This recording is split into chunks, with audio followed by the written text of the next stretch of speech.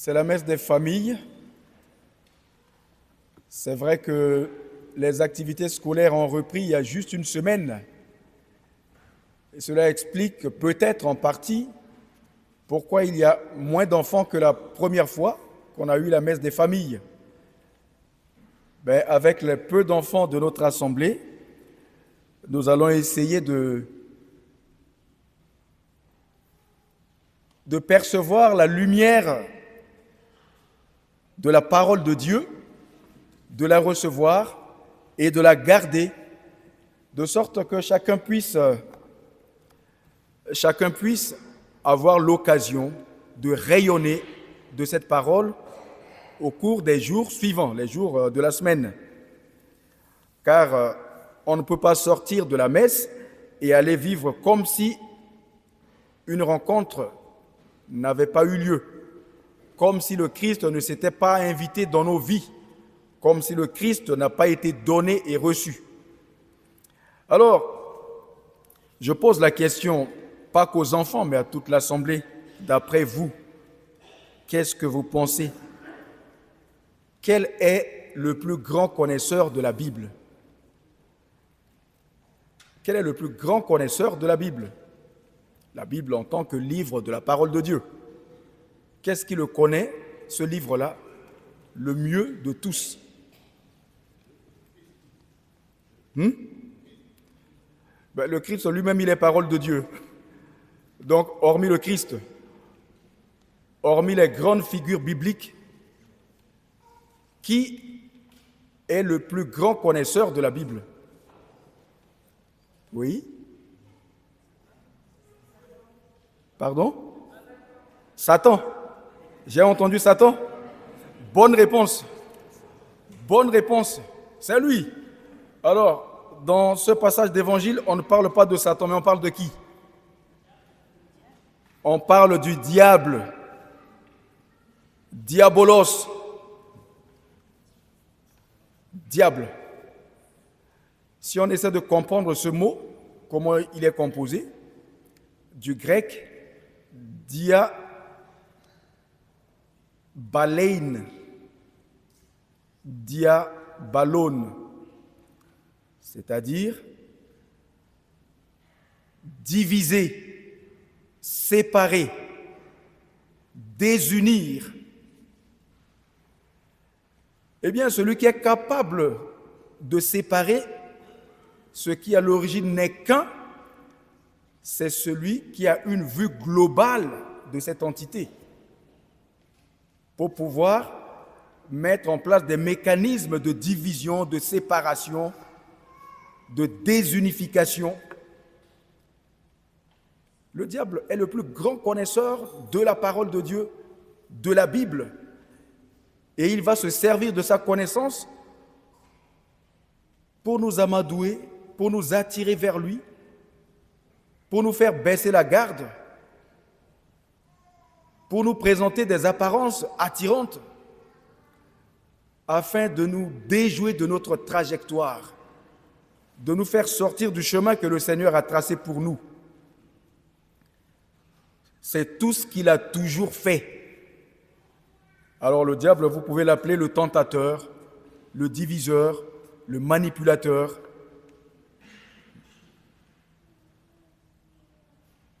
Quand on voit le mot Zeus en grec, qui désigne le dieu des païens, le plus grand parmi la divinité païenne, quand on le décline à l'accusatif, ça donne dia. Dia de diabolos, là, dia de diabalone, diabalein. Ça donne ça. Mais au génitif, ça donne dios. Et dios, c'est subtil. Ça sème la confusion avec théos. Théos, c'est Dieu. Et le petit nom pour dire Dieu, c'est Dios. Mais Dios désigne Dieu avec un petit d. Donc, il y a Dieu qui ne change pas et il y a toujours à côté de Dieu un esprit malin qui veut prendre la place de Dieu, qui veut prendre l'apparence de Dieu. Et son but, c'est de nous séparer d'avec Dieu. nous éloigner de Dieu. Alors les enfants, ne pensez pas que ce que je suis en train de dire là ne vous concerne pas. Ça nous concerne, nous tous. Toutes les fois que nous avons en nous l'intention de nous mettre au-dessus des autres, qu'est-ce que nous faisons?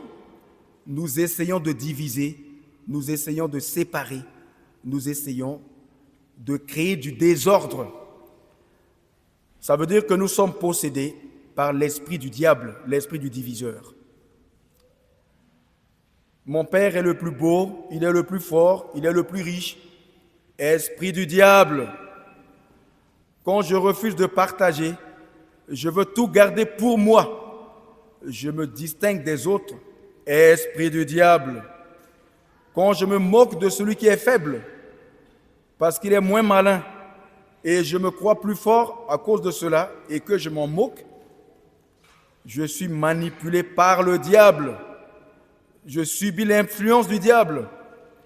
Quand je suis jaloux du succès de mon camarade qui est apprécié pour sa bonne conduite ou parce qu'il a bien travaillé, cette jalousie est mue par le diable, esprit du diable.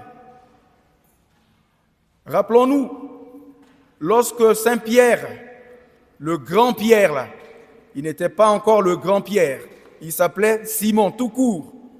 Jésus avait demandé à ses disciples, pour eux, qu'est-ce qu'ils pensent de lui? Qu'est-ce qu'ils disent de lui? Jésus. Simon a pris la parole et a dit, tu es le Fils de Dieu, ou tu es le Messie, tu es le Christ, le Messie de Dieu. Bonne réponse. Jésus sait que c'est l'Esprit de Dieu qui lui a fait dire cela. Mais peu de temps après, cet Esprit de Dieu a été voilé par l'esprit du diable qui va faire parler Simon et dire à Jésus, lorsque Jésus leur a annoncé la passion et la mort tragique qu'il va connaître, il a dit à Jésus, non Seigneur, que cela ne t'arrive. Tant que je suis là, il ne t'arrivera rien. Ok. Jésus lui a dit, tes pensées ne sont pas celles de Dieu, mais celles des hommes. Arrière Satan. Pierre, à ce moment-là, était manipulé par l'esprit du diable, le malin. À chaque fois que nous n'agissons pas dans le bon sens de notre vocation d'être enfant de Dieu, d'être aimé de Dieu et d'être devant aimé, eh bien, le malin prend possession de notre esprit. Maintenant la question, que voulons-nous, que désirons-nous? Qu'est-ce qu'il y a de mieux pour nous? Être mobilisé, être mu, être inspiré par l'Esprit de Dieu qui est l'Esprit Saint, l'Esprit d'amour, l'Esprit de sagesse, l'Esprit de partage, l'Esprit de paix, l'Esprit de réconciliation, l'Esprit de dignité, l'Esprit de justice, ou être possédé, mobilisé par l'Esprit du diable, l'Esprit qui divise, l'Esprit de haine, l'Esprit de séparation, l'Esprit de critique inutile, l'Esprit de méchanceté. Lequel des deux esprits choisissons-nous en ce premier dimanche de carême? Choisissons-en un seul et essayons de lui rester fidèles pour nous permettre de faire un pas de plus cette année. Et que le carême qui intervient chaque année ne nous paraisse pas comme une routine insipide, quelque chose de fade, quelque chose dont on serait blasé. Choisissons lequel des deux esprits doit nous accompagner, doit nous inspirer. L'Esprit de Dieu qui nous rassemble aujourd'hui, qu'il sème en nous les germes de l'unité chrétienne, les germes de la foi, les germes de l'amour véritable qui vient de Dieu, qu'il nous réconforte dans nos efforts et qui nous maintienne sur le droit chemin. Amen.